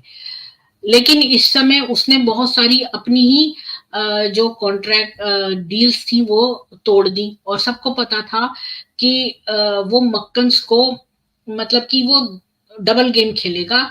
और मतलब ये पिलग्रिमेज में, और फिर शब्द एक आया कि वो अपने रास्ते में है, तो मक्का वासी बड़े घबरा गए। तो देखो यहाँ मक्का वासी उस पर अटैक नहीं करे, बल्कि मक्का वासी मुसलमान मोहम्मद से घबराते हैं, क्योंकि ये कोई भी कॉन्ट्रैक्ट करके पीछे से चाकू घूम देता है। तो मोहम्मद ने अपना जो एक वाइट गारमेंट पहन लिया, जो कि पिलग्रिम में पहनते हैं, एक साइन था कि अब वो एक रिचुअल प्योरिटी में आ गया है और वो पीस लेने आ रहा है। और 2000 आदमियों को अपने साथ लाया। तो देखो इसकी बदमाशी, सफेद कपड़े पहन के वो उन लोगों को एक गलत संदेशा दिया कि भाई देखो मैं तो पीस में आ रहा हूं, ताकि तुम लोग बड़े चौकन्ने मत रहना। और उन्होंने अपने इससे कहा कि इसने शर्त रखी कि तुम अपने सारे जो वेपन्स हैं उनको मक्का के बाहर रख दो। और वो जो है, नहीं मतलब इसने शर्त नहीं रखी, सॉरी, इसको ये कहा गया कि अपने सारे वेपन्स जो है मक्का के बाहर रख लें, लेकिन एक एक सोर्ड फिर भी ला सकते हैं। कि एक रियल फियर था कि फाइट जो है वो स्ट्रीट पे आ जाएगी। तो फिर जब मुसलमान आए तो कुरैश जो है वहां से चले गए मक्का से, और उन्होंने माउंटेन्स पे चढ़ गए और वहां पर टेंट लगा के एम्प्टी हाउसेस छोड़ दिए, ताकि मुसलमान वहां पर विजिट कर सकें। तो इस जनरल एप्रीहेंशन के बीच मैमूना और लुबाबा भी जो है वो सोच रहे थे कि उनको भी नबी को देखने का मौका मिल जाए, क्योंकि वो 3 दिन रुकेगा मक्का में। और जब तक पिलग्रिम्स आए तो मैमूना को एक बड़ा बड़ा सरप्राइज मिला। चौथी शादी मार्च और अप्रैल 629 के बीच में, जब मैमूना अपने ऊंट पर बैठी थी, तो वो मुसलमानों को की राह बट रही थी। तो फिर एकदम से जो मोहम्मद का कजन जाफर जो है, वो जो अस्मा का हस्बैंड था, वो अचानक से आया और उसके साथ उसने अभिवादन किया। उसने उसको बोला कि वो नबी की तरफ से आया है, जो कि 10 मील दूर है शरीफ में, और उन्होंने उसका हाथ मांगा है शादी के लिए। मैमूना ने कहा कि भाई इस ऊंट पर जो कुछ भी है वो अब अल्लाह और उसके मैसेंजर का है। मतलब कि ऊंट पर तो वो खुद थी। तो इस तरह से उसने अपनी एक्सेप्टेंस दे दी और अपने आप को एक तरह से गिफ्ट कर दिया। और उसने अपना जो मेहर थी उसको भी वेव कर दिया कि वो मोहम्मद के साथ शादी फ्री ऑफ चार्ज करेगी। और मोहम्मद तो था ही कंजूस, तो वो तो खुश हो जाएगा। तो मैमूना जो है वो वापस अपने टेंट में चली गई, जो पहाड़ियों पे था, वो लुबाबा को बताने की प्रॉफिट का प्रपोजल आया था, और लुबाबा ने ये मैटर जो है अल अब्बास को बताया। तो जब मुसलमान मक्का में आए तो कुरैश ने एक दूसरे से कानाफूसी की कि देखो मदीना के लोगों का जो बुखार है वो अब हम पे आ गया है। तो मोहम्मद जो था वो एक ऊंट जिसका नाम स्लिट ईयर था, जिसके कान मतलब थोड़ा सा स्लिट हो गया था, तो वो 7 साल पहले मक्का से जो ऊंट पर भागा था, ये वही ऊंट था, और ये कहने लगा कि मैं आपकी सर्विस में हूँ, ओ अल्लाह है, मैं यहाँ हूँ। अब उसने जो है काला पत्थर को अपने स्टाफ के साथ जो है छुआ, और फिर काबा का परिक्रमा की अपने 2000 मुसलमानों के साथ। और जब उसने देखा कि मक्का वासी जो है काले पत्थर के पास बैठे हैं, तो मोहम्मद ने मुसलमानों को कहा कि तुम जल्दी से भागो, ताकि तुम भाग के आओ, ताकि काफिर लोग देखें तुम्हारी स्ट्रेंथ। पर वो तो नॉर्मली वॉक कर रहे थे उन जगहों पे जहां पर काफिर उनको साथ नहीं देख रहे थे। तो जब उन लोगों ने सारा सर्कल कर लिया, तो फिर उन्होंने जो है जो बलि का जानवर था उसकी बलि दी। उसके बाद मोहम्मद ने अपने जो सिर था उसको शेव करा और काबा के अंदर गया। अभी वो अंदर ही था, और तो बिलाल जो है वो काबा की छत पे चढ़ गया, और वहां से जो है जोर से कॉल करके आफ्टरनून की प्रेयर्स के लिए, नमाज के लिए बुलाने लगा। तो मोहम्मद किसी भी घर में नहीं रुका, बल्कि उसने अपना एक चमड़े का टेंट लगाया काबा में, और वहां पर 3 रात रुका। मैमूना ने भी उसको जो है बड़ी रिजॉइस किया। जब इस्लाम का तूती बजी, तो कुरैश जो है वो बड़े गुस्से में आ गए। मैमूना ने जो है वो चुपचाप अपने कैंप साइट में वेट करती रही, जब तक कि मोहम्मद अपने अंकल अल अब्बास के साथ डील क्लोज करके नहीं आया। कुछ विटनेसेस कहते हैं कि वो उसी पिलग्रिमेज के अवस्था में जैसे था वैसे ही था, और एक मुसलमान जो पिलग्रिम है उसको ये मना किया जाता है कि आप कोई भी बिजनेस कॉन्ट्रैक्ट जो है वो नहीं कर सकते हैं जब आप हज की यात्रा कर रहे हैं, और सर्टेनली मैरिज भी इनके यहाँ एक कॉन्ट्रैक्ट है, तो ये नहीं कर सकते हैं। और कुछ कहते हैं कि मोहम्मद ने वो अपना पिलग्रिम स्टेटस जो है वो डिसॉल्व कर दिया था जब वो अल अब्बास के पास गया था, और कि भाई वो इतना कुटिल नहीं है कि वो मैरिज कौन करे जबकि वो एक पिलग्रिम है। तो लेकिन यहाँ पर एक लूप होल है जिससे कि ये सिचुएशन जो है ये इलिसिट हो जाती है कि अगर मोहम्मद स्टिल एक पिलग्रिम था, क्योंकि जैसा कि एक्सप्लेन किया गया था अल अब्बास को कि उसने जो है प्रपोजल भेजा था मैमूना को पिछले महीने, तो जबकि वो मदीना से अभी गया ही नहीं था, पर उसके 2 मैसेंजर जो हैं वो जो है वो उनके ऊंट जो है खो गए थे रेगिस्तान में, और वो काफी दिन तक उनको ढूंढता रहा। मोहम्मद ने उनको कुदैद में पकड़ लिया था, लेकिन अल अब्बास जो है वो इस बारे में पहली बार सुन रहा था। मोहम्मद ने अपने पार्ट का जो कॉन्ट्रैक्ट था वो बहुत पहले ही सेटल कर लिया था जब वो पिलग्रिम बना था, और इस कन्वर्सेशन में अल अब्बास की वो एंटायरली पैसिव था। इसीलिए जो अल अब्बास का बेटा अब्दुल्ला था उसने कहा कि उसने कुछ भी नहीं गलत देखा कि मोहम्मद जो है ये कॉन्ट्रैक्ट को फाइनलाइज करे। अब पिलग्रिम बन गया है तो इसने फाइनलाइज कर दिया, क्योंकि इसने लिखा तो तब था जब वो पिलग्रिम नहीं था, उसका कहना ये है। अल अब्बास ने जो है मैमूना का हाथ मोहम्मद को देने के लिए हाँ कर दिया, पर उसने ये मना डिसएग्री किया कि वो उसको खाली बिना मेहर के, जैसे कि उसने कहा कि मैं अपने आप को बिना मेहर के दे लेती हूँ, तो ये उसने मना कर दिया। उसने उसको 400 दिरहम अपनी पॉकेट से दिए। तो मोहम्मद ने भी कोई ब्रीच नहीं किया ये पिलग्रिम, क्योंकि अगर वो मेहर देता तो फिर पिलग्रिम ब्रीच हो जाता है ना। तो चेंज करके कॉन्ट्रैक्ट, तो कुछ लोग डिनाई करते हैं कि मैमूना ने अपने आप को हब्स क्या बोलते हैं उसको, गिफ्ट करने को मोहम्मद को कर दिया, क्योंकि क्योंकि जो डावर है और गार्जियन कभी भी ऑर्डिनरी वे में इन्वॉल्व नहीं होते हैं। अगर जब जब कोई वुमेन हिप्स करती है तो उसमें गार्जियन का इन्वॉल्वमेंट या डावर का इन्वॉल्वमेंट होता ही नहीं है। तो ये न्यूज स्प्रेड कर गई कि मैमूना जो है अब मोहम्मद की दुल्हन है, मतलब वो है बेगम है। और जो मूर्ख काफिर थे और उन्होंने उसके साथ इस बात से घृणा की। जो पड़ोस के बच्चे थे उन्होंने उसको हार्म करने की कोशिश की, मतलब कि हार्म ये किया कि उन्होंने उसको सच सच बता दिया जो उनके माँ बाप उसके बारे में सोचते थे। और महमूना को इस बात से मानसिक पीड़ा पहुंची कि उनका एटीट्यूड कैसा है। अब मोहम्मद जो है उसके 3 दिन के जो पिलग्रिम था वो खत्म हो गया था, तो उसने सारे जो राइट्स और पिलग्रिम स्टेट में जो उसके रिचुअल्स थे वो पूरे कर लिए थे। लेकिन वो मक्का में ही रुके रहना चाहता था क्योंकि उसके पास एक प्लान था कि वो और भी मक्कन्स को जो है अपने साथ इस्लाम में कर ले। और वो टेस्ट कर रहा था, वो जो पिंचिंग करते हैं ना कि कितने समय तक ये इनके सहिष्णुता को टेस्ट करना चाहता था। तो जब वो दोपहर हुई और मुसलमान जो है अभी भी पैकिंग नहीं कर रहे थे, तो हुवैतिब जो था, जो मैमूना का तीसरा हस्बैंड था, वो आया और कि इन लोगों को मक्का से बाहर निकालने के लिए, क्योंकि बेचारे जो लोग थे काफिर, उन्होंने अपने घर खाली कर दिए थे कि ये लोग ठहर जाएं वहां पर और अपना काबा का पूरा कर लें फिर चले जाएं 3 दिन के बाद।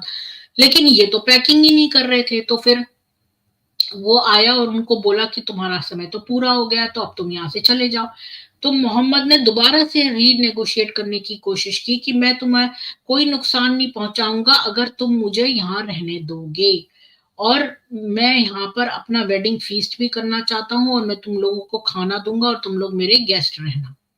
तो अब देखो यहाँ पर ये जो कहते हैं लोग कि ये मक्का वासी तो इसका कत्ल करना चाहते थे और ये तो है ही नहीं बात।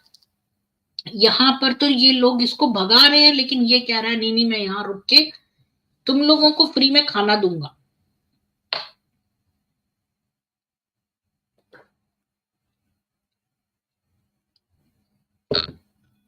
लेकिन मक्का वासियों को इसके बारे में खूब पता था कि ये क्यों कंसेशन दे रहा है इस स्टेज पे आगे। तो होयतिब ने उससे कहा कि हमें तुम्हारा खाना नहीं चाहिए, तुम यहाँ से चले जाओ। तो भाई अल्लाह की तुमको कसम है मोहम्मद कि हमारे बीच में एग्रीमेंट ये हुआ था कि तुम हमारे लैंड से चले जाओगे 3 दिन के बाद। तो मोहम्मद ने अपने सर्वेंट अबू राफी को बोला कि सब लोग पैक करो और जाओ, क्योंकि कोई भी मुसलमान अब रात नहीं बिताएगा मक्का में। तो फिर मोहम्मद उनके साथ सनसेट होने के बाद जो है वो चला गया और उसने अबू राफी को जो है पीछे छोड़ दिया कि वो मैमूना का क्या ख्याल रखे।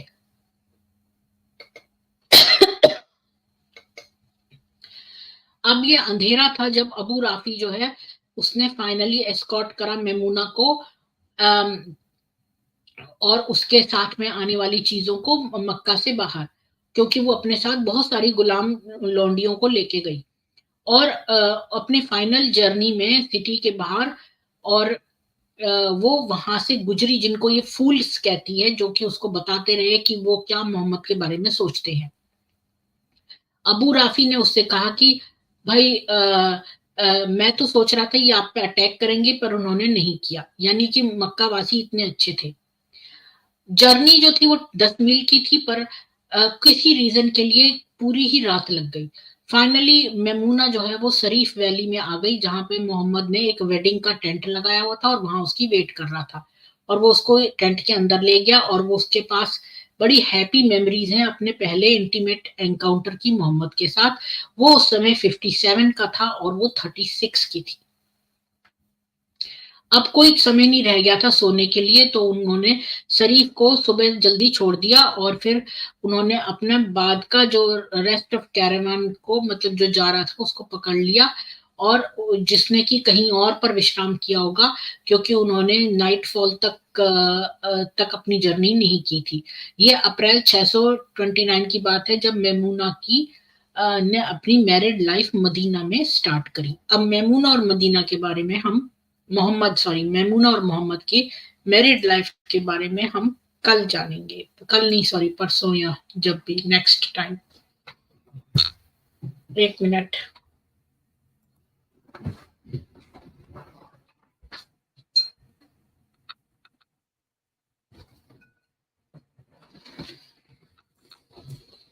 जी, तो मेरा ये समाप्त हो गया है। अब जिसने पूरा सुना हो और वो मैमूना के अब तक की लाइफ, अपने 4 हस्बैंड की, उसके बारे में बात करना चाहता हो, वो आ सकते हैं और बात कर सकते हैं। मैंने लिंक दे दिया है, इसको मैं पिन कमेंट पे डाल देती हूँ।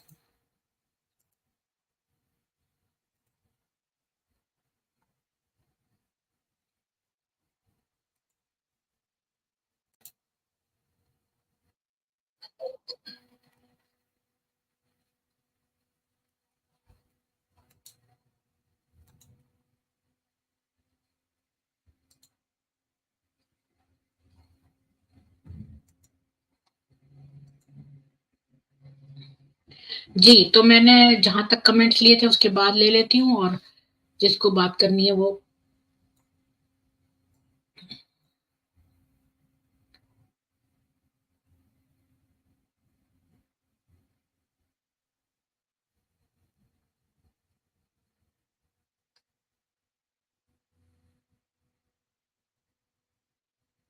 अम, हाँ, मोहम्मद रियाज शेख, तो आपको जिसका भी रेफरेंस चाहिए मैं आपको दे दूंगी। आप ऊपर आइए, तो आप जिसका रेफरेंस मांग रहे हैं मैं दे दूंगी। इंदिरा जी, जब हिंदू हिली ल्यू बोलना बोलों को मारने लगे तब रंडी रहना। हाँ बिल्कुल।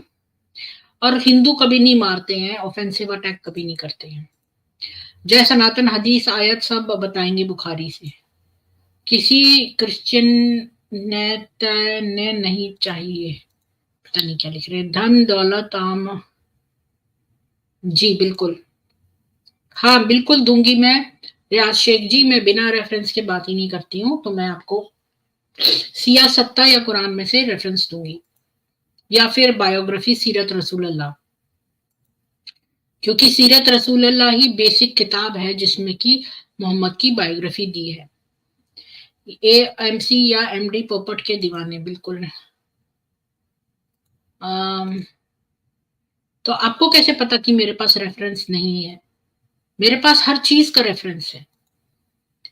बिना रेफरेंस के मैं बात ही नहीं करती हूँ। बेकार की अफवाहें किसी के बारे में फैलाना नहीं चाहती।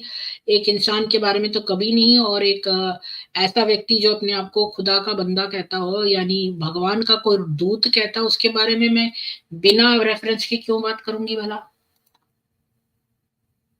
बनान से शादी, बहू से शादी, मेरे हुए चाची से संभोग, 6 साल की बच्ची से शादी, 2 साल के बच्चे से शादी, सब करा एच ने।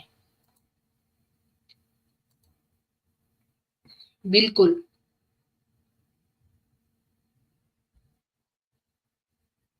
हुसैनी, तुम्हारा दिमाग तो ठीक है, क्योंकि मोहम्मद के बारे में कुरान में नहीं दिया हुआ है। वो तो जो मोहम्मद ने बोंगियां मारी हैं वो दी हैं उसमें, गपशप मारी है, शेखी बगारी है, झूठ झूठ बोला है, वो दिया है। मोहम्मद के अपने बारे में जो है वो सीरत रसूल अल्लाह या तबरी में दिया हुआ है, जिसमें बायोग्राफी है। हम कोई किसी का दुष्प्रचार नहीं करते, ये लोग आप लोग करते हैं। जय श्री राम इंदिरा जी।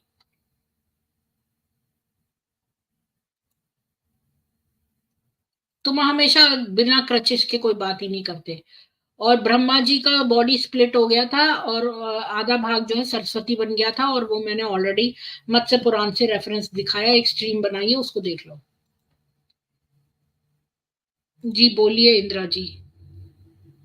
हाँ नमस्ते। आप कुछ पढ़ रहे थे तो मैं आप पढ़ने दीजिए। आप पढ़ रहे हैं तो। हाँ, अच्छा। भगवान और हाँ। अल्लाह नहीं है, अल्लाह निराकार। तुम्हारे अल्लाह जो है वो तख्त के ऊपर बैठता है, उसके ये 2 सीधे हाथ हैं, और उसकी जो तुम जो है मूर्ख हो, तुम्हें मालूम ही नहीं है।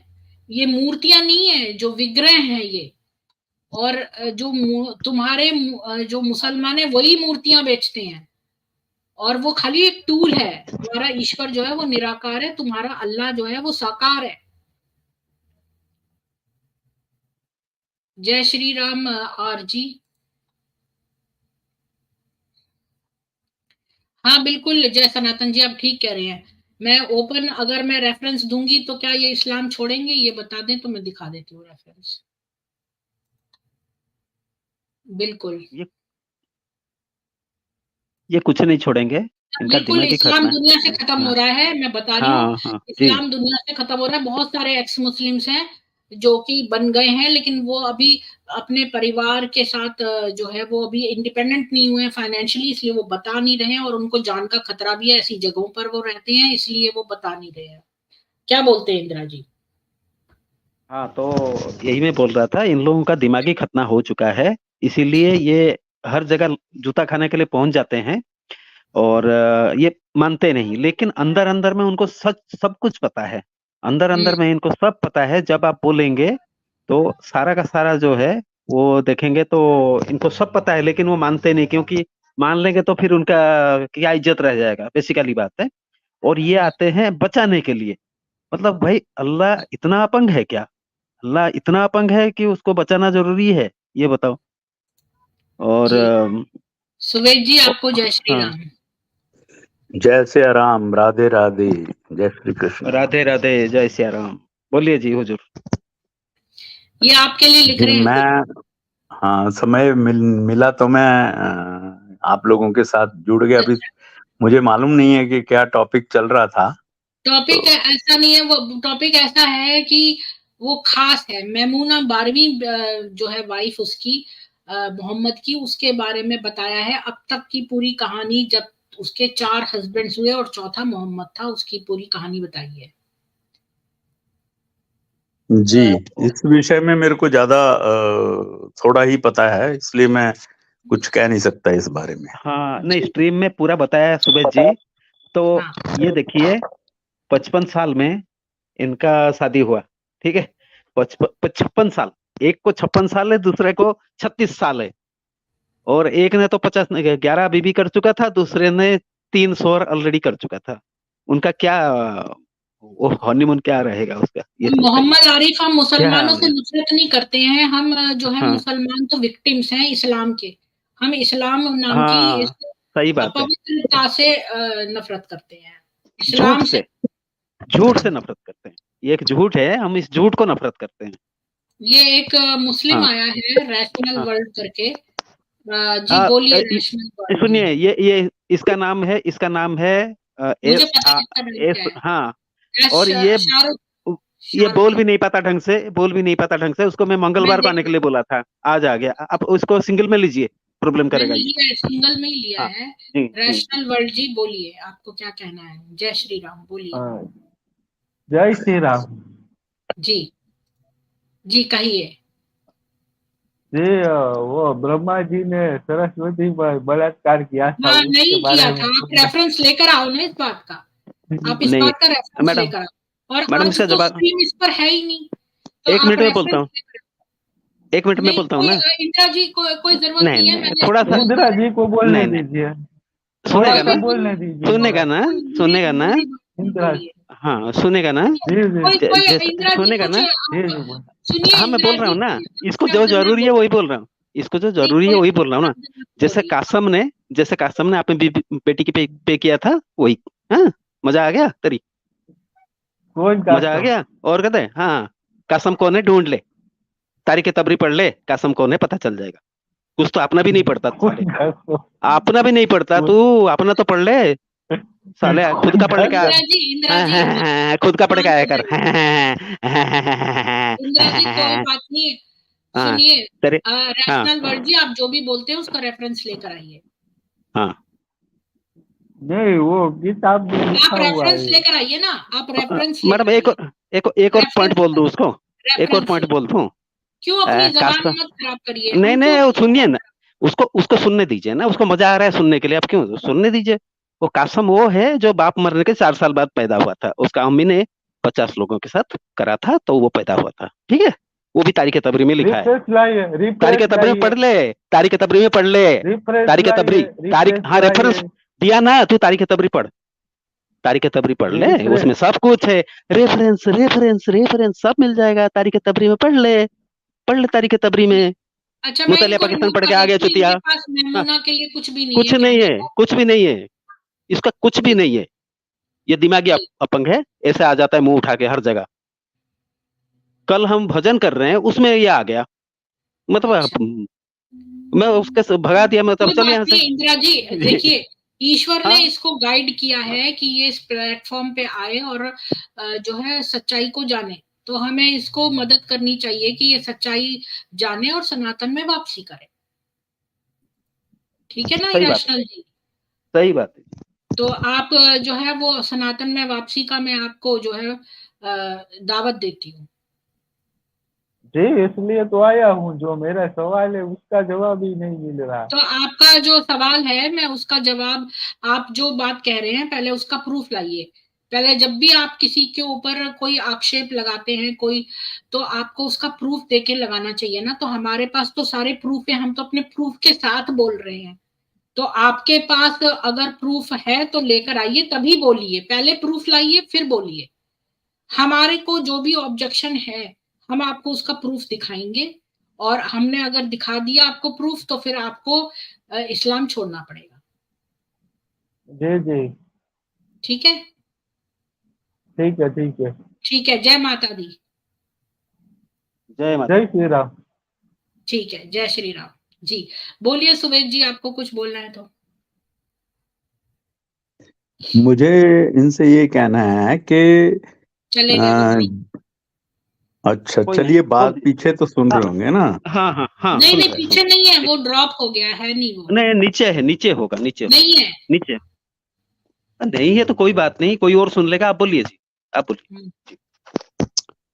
देखिए, जब भी कोई चीज होती है तो उसको हम पहले पड़ताल करते हैं, फिर उसको उसको उसके अच्छे बुरे होने की कंडीशन देखते हैं, फिर उसको अपनाते हैं। जबकि ये लोग जो हैं वो क्योंकि शक्ति से लामित होते हैं, जैसे मैं कहता हूँ इहलाम, मतलब कि इनको सब प्रकार की शक्ति, वो शक्ति जो है, चाहे वो अत्याचार करने के वाली हो, या धोखा देने वाली हो, या पहले प्यार से बोल करके फिर बाद में मूर्ख बनाने वाली हो, तो ये सब तरह की जो भी शक्ति से लामित हो जाता है वो या करता है, वो इस्लाम है। तो जी इसमें कोई दो राय नहीं है।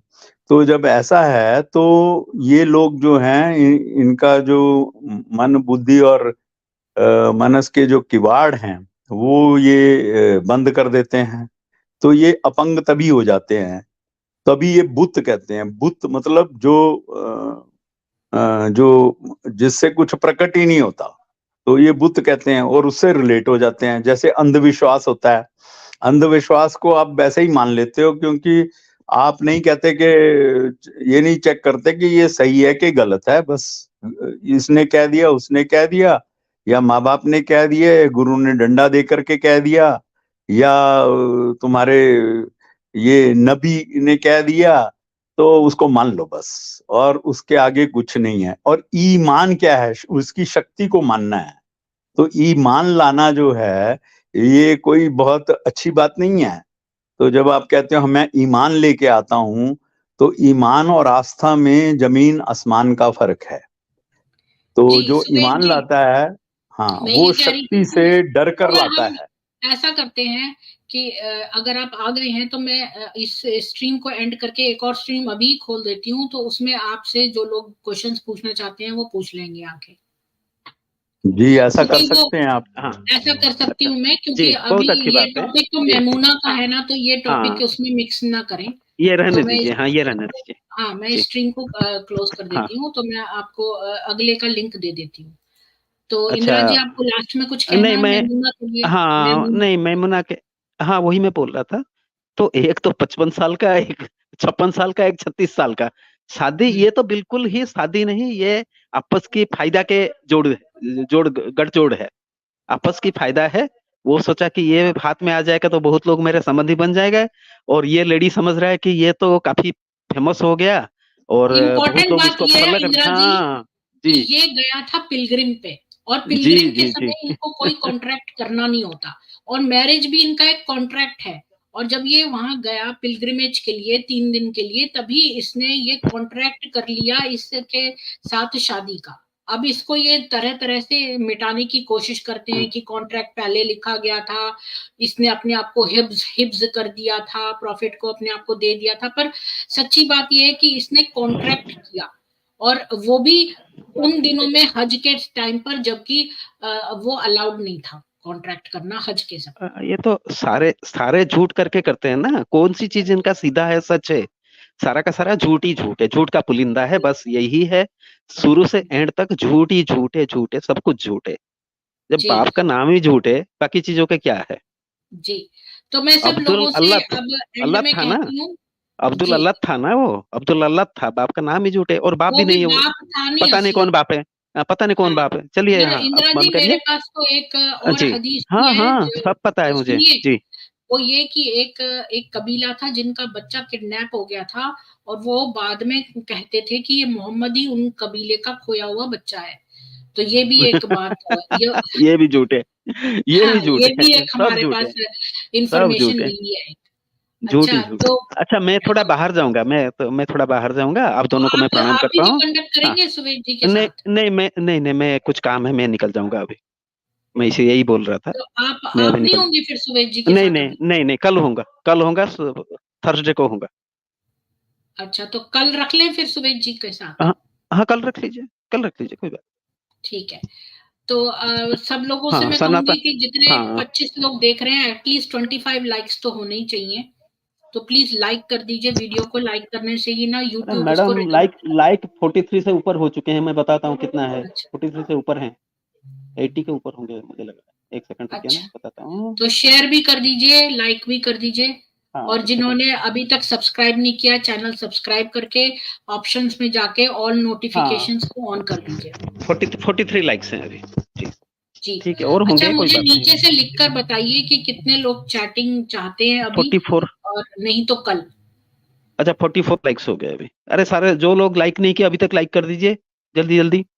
लाइक शेयर सब्सक्राइब करिए सब लोग, जल्दी जल्दी से, बढ़िया स्ट्रीम जी, है, कम ये से सब कम जगह अगर पहुंचनी चाहिए। आपको इसमें हाँ में जी, पैसे नहीं देने होते तो लाइक तो कर ही सकते हैं ना। हाँ हाँ वो हाँ। तो, ना, उसके तो कोई पैसे एक और नहीं है ना। रिक्वेस्ट है।